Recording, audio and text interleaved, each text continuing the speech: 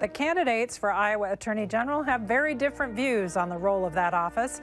We'll discuss those differences with incumbent Democrat Tom Miller and Republican challenger Brenna Bird on this edition of Iowa Press. Funding for Iowa Press was provided by Friends, the Iowa PBS Foundation, the Associated General Contractors of Iowa, the public's partner in building Iowa's highway, bridge, and municipal utility infrastructure. Iowa PBS is supported in part by Wells Fargo. Fuel Iowa is a voice and a resource for Iowa's fuel industry.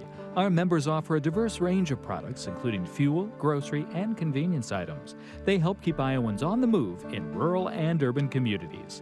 Together, we fuel Iowa.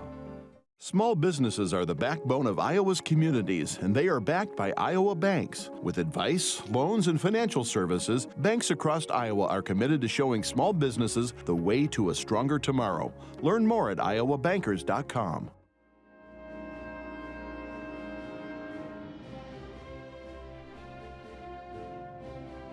For decades, Iowa Press has brought you political leaders and newsmakers from across Iowa and beyond, celebrating 50 years of broadcast excellence on statewide Iowa PBS. This is the Friday, September 9th edition of Iowa Press. Here is Kay Henderson. Our guests today are the two candidates listed on your 2022 general election ballot under the race for Attorney General. Tom Miller is a Democrat who has held that office for nearly 4 decades. He was first elected in 1978. He ran for governor in 1990, so there's a 4-year stretch where he wasn't Attorney General, re-elected in 1994, and has been in office ever since.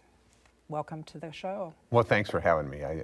You always do a great job with this show for the public. Thanks. Also, to introduce our Republican candidate, Brenna Bird. She is currently the Guthrie County Attorney. She was elected to that post in 2018. She's a former chief of staff for former Congressman Steve King. She worked as Governor Terry Branstad's legal counsel from about the end of 2010 until 2015. These two folks also ran against one another in 2010. Brenna Bird, welcome to the program. Oh, thanks. Good to be here. Also joining the conversation are Clay Masters of Iowa Public Radio and Aaron Murphy of the Gazette in Cedar Rapids. Tom Miller, we'll start with you. As Kay mentioned, roughly 4 decades in office. You're seeking another 4-year term. What can you offer Iowans? What services can your office offer that you have not already accomplished in roughly 40 years on the job? Well, we have a lot of unfinished business that we want to focus on, first of all. One is in the opioids area. We've worked a lot with the other states. We've sued the opioid companies, and we're going to recover about $225 million for Iowans. And we want to see that through in terms of how it's used to really help the people that suffered and their families through that epidemic.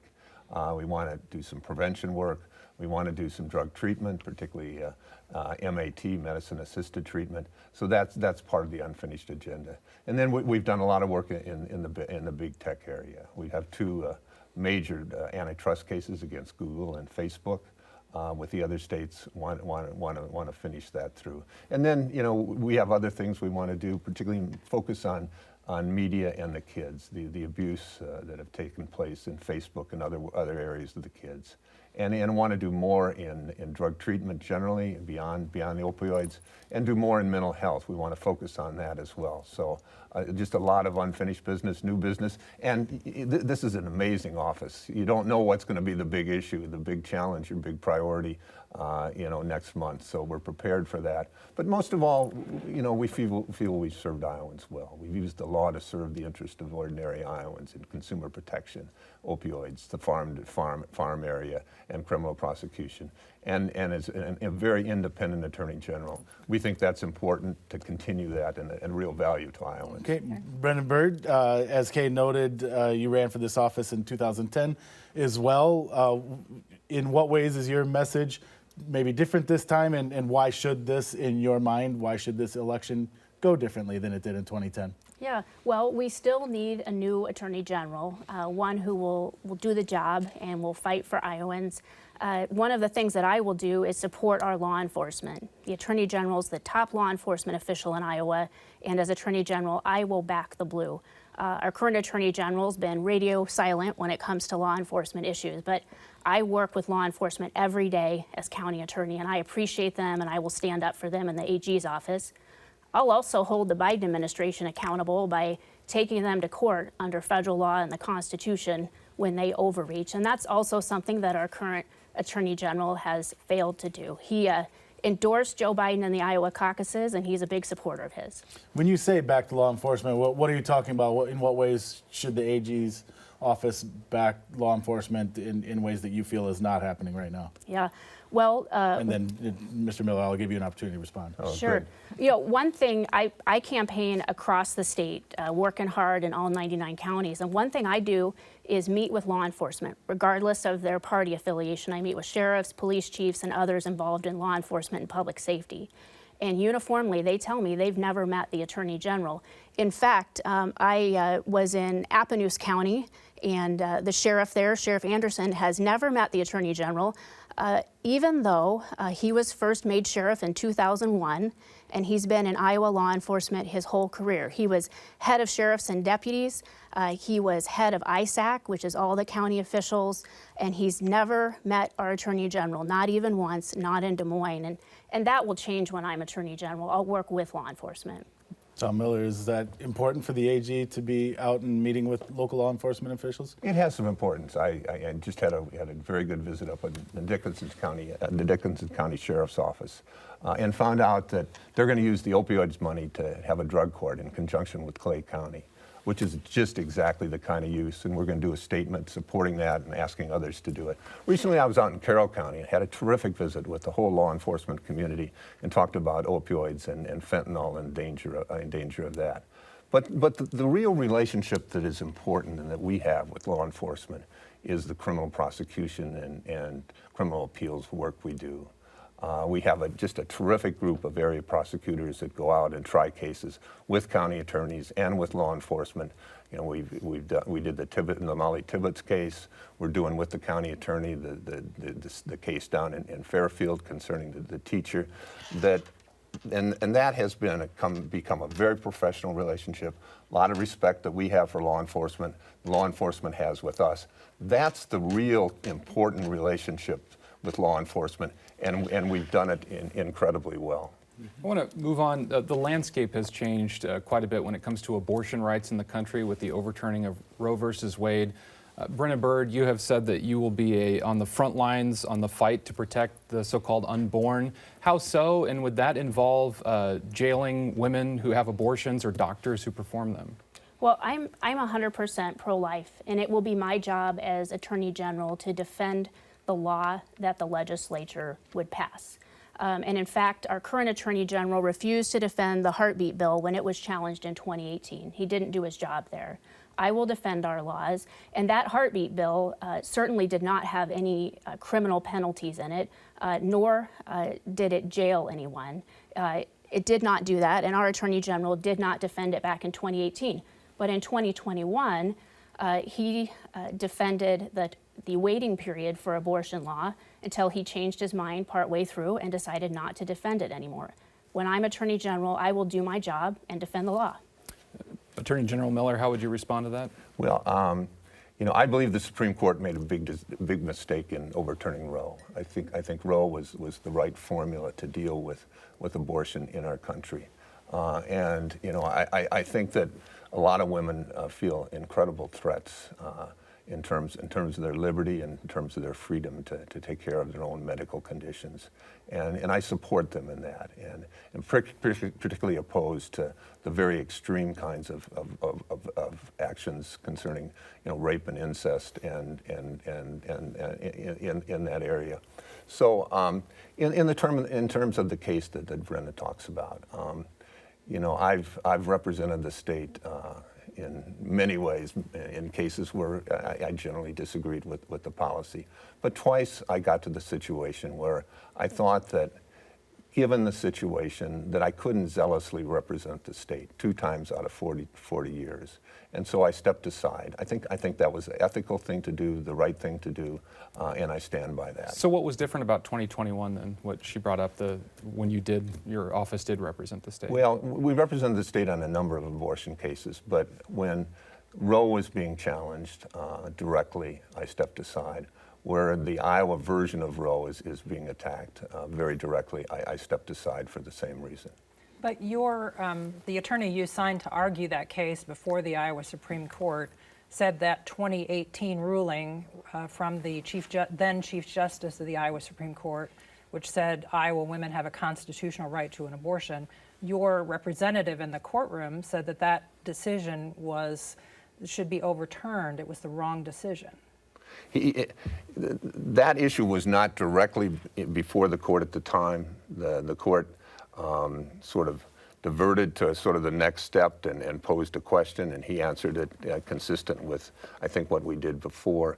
But the real question is not that decision. It was Planned Parenthood 1 that really established in Iowa basically the Roe kind of formula. That is still in place. That's what's being contested now. And that goes to the heart of this issue, so that I stepped aside. Brenna Bird, would you recommend to legislators a particular abortion policy that you see in place in other states? Well, I'm 100% pro-life, but it will be up to the legislature to work through the issues and decide what law they are going to pass. When they did pass the heartbeat bill, there were exceptions for rape and incest in that bill. But it'll be up to the legislature to make the law, and then it's my job under the laws and Constitution to defend it. And you mentioned the fetal heartbeat. Governor Reynolds has asked the courts to lift the injunction on that, which if the courts grant that law would go into effect.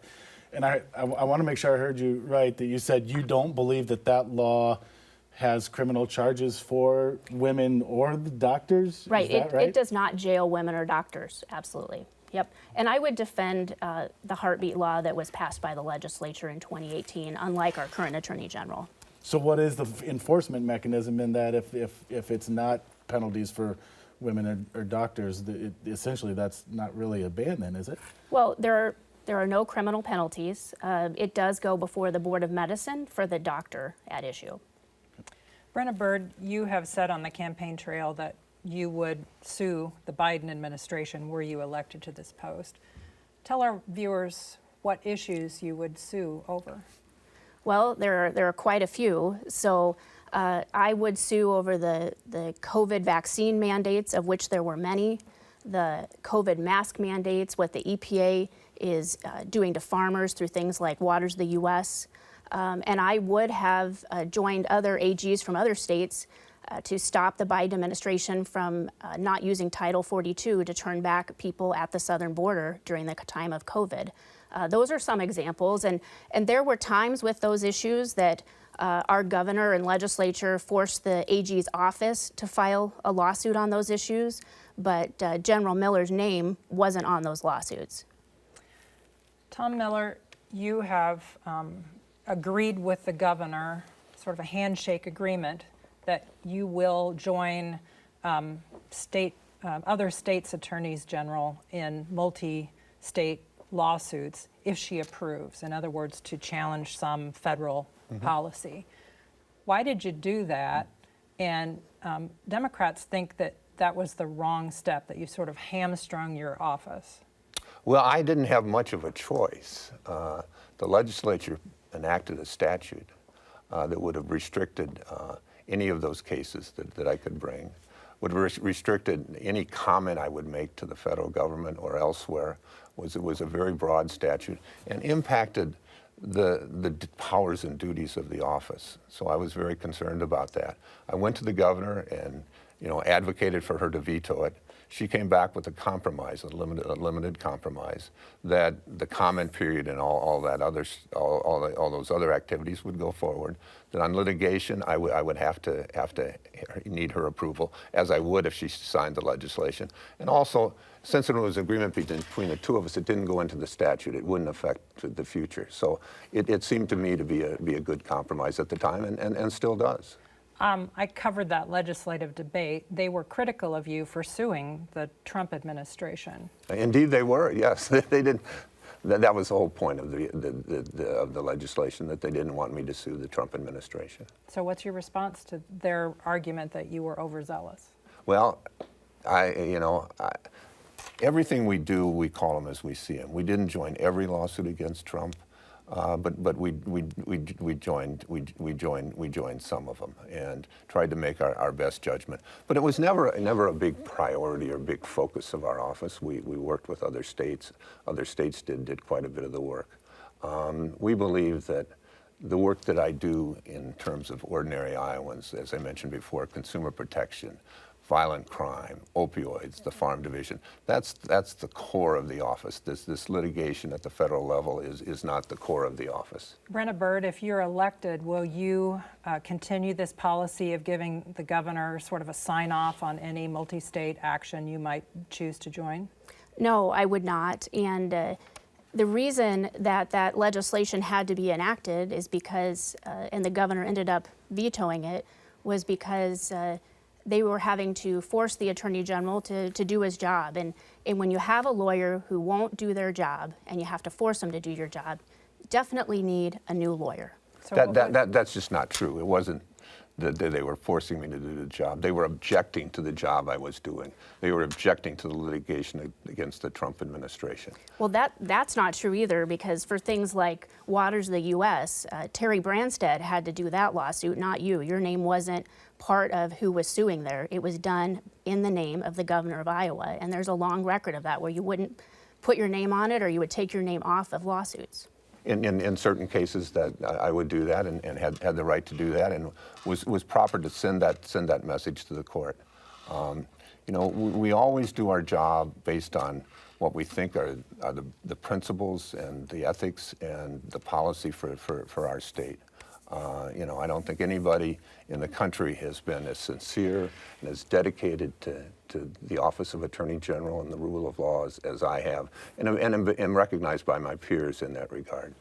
Brenna Bird, Governor Reynolds on the campaign trail multiple times has told crowds and supporters that she wants her own Attorney General. If she is reelected and if you are elected to this office, will you serve as the state's attorney regardless of partisan and political issues, or would you be, the governor's essential personal attorney in that office? Yeah, well, I think what Governor Reynolds was saying was that she wants an attorney general who will work hard and do the job. And I will certainly do that. Iowa needs an attorney general who's working for Iowa, not just occupying the job and not somebody who's retired on the job. I will work with law enforcement and I will push back against the Biden administration, but let me tell you this, I will call things like I see them, the balls and the strikes, not according to politics, just like I do as a prosecutor, as a county attorney. I don't know the politics of the people that I charge with crimes, and if I did, it wouldn't make a difference to the law and the outcome.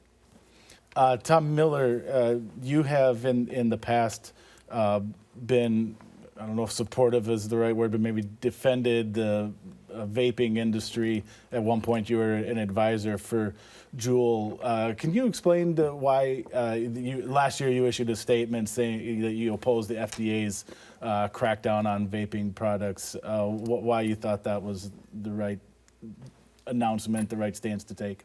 Yeah, well, here's the situation that I've spent 25 years fighting the disease and death from cigarettes, from combustible cigarettes. It's 450,000 a year in America. And the vaping product is a product that is far less harmful, is a public health, a harm reduction substitute for combustible cigarettes. We could save hundreds of thousands of lives if people switched, and that's what I'm in favor of. I've never been in favor of kids using e-cigarettes because they're addictive. We don't want kids using that. I've done a lot of programs. I've supported a lot of efforts to do that. So it's a public health harm reduction.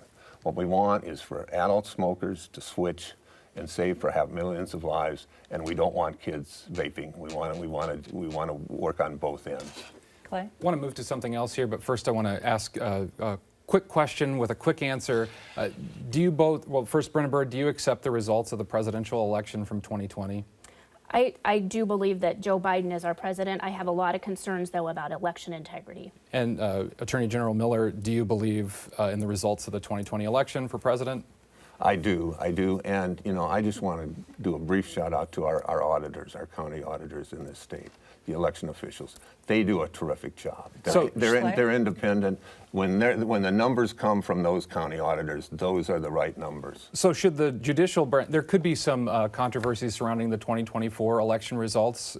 Should the judicial branch continue to be the arbitrator of election results, or as some have advocated for the Supreme Court, for state legislators to be overriding any of that? Brenna?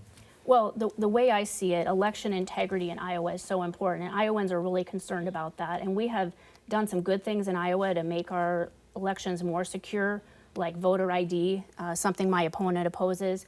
But I believe that the system we have now in Iowa works well, and I would enforce that. And of course, the legislature would make the law in that regard, and it's my job to uphold it and enforce that law. Tom Miller? Yeah, like I say, I think Iowa has a terrific system, largely because of the county auditors, the elected officials. When those numbers come up, they're real numbers.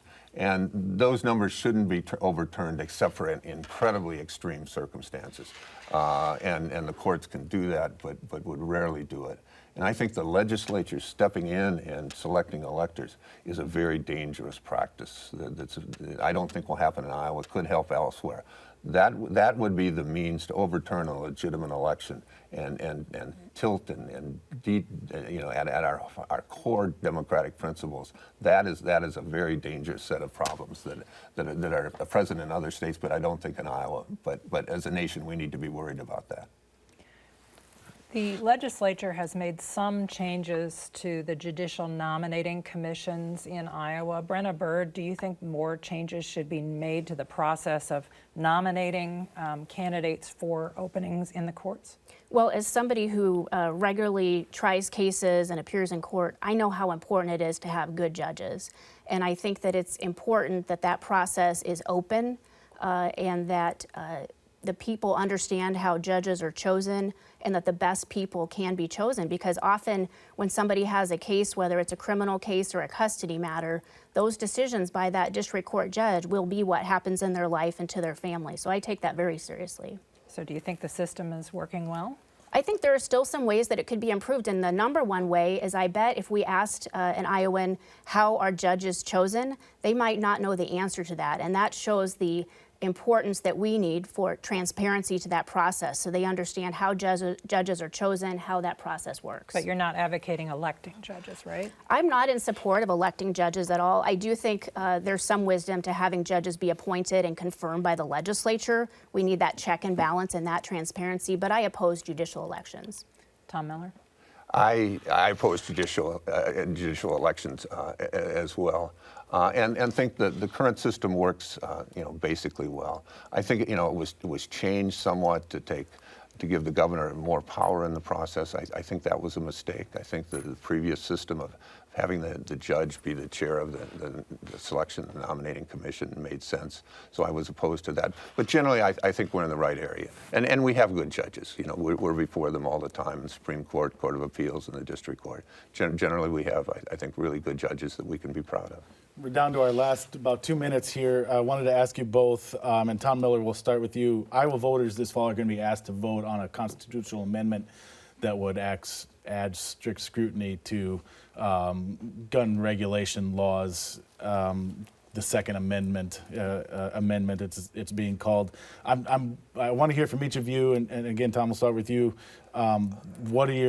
Do you have any thoughts on that proposal, that proposed constitutional amendment, and in what ways do you see it impacting the Attorney General's office and work? Yeah. Well, I recognize and support the Second Amendment. I think that's an important part of our Constitution, state and potentially federal.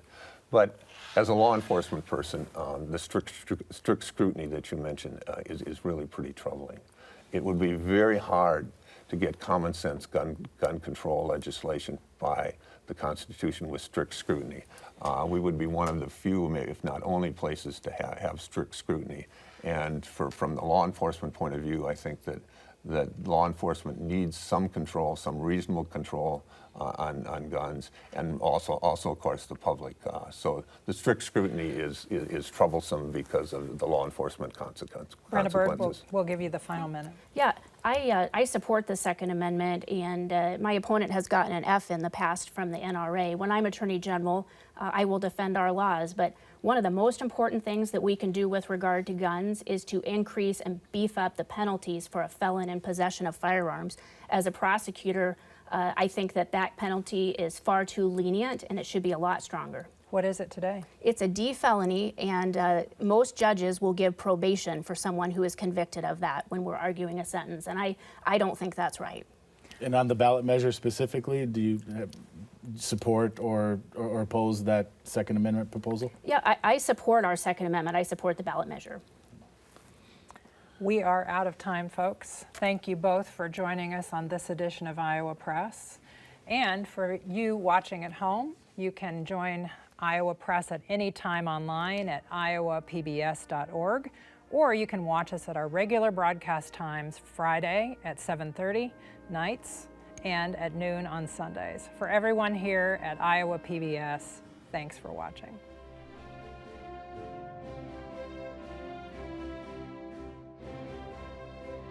Funding for Iowa Press was provided by Friends, the Iowa PBS Foundation, the Associated General Contractors of Iowa, the public's partner in building Iowa's highway, bridge, and municipal utility infrastructure.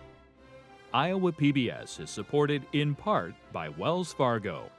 Fuel Iowa is a voice and a resource for Iowa's fuel industry. Our members offer a diverse range of products, including fuel, grocery, and convenience items. They help keep Iowans on the move in rural and urban communities. Together, we fuel Iowa. Small businesses are the backbone of Iowa's communities, and they are backed by Iowa banks. With advice, loans, and financial services, banks across Iowa are committed to showing small businesses the way to a stronger tomorrow. Learn more at iowabankers.com.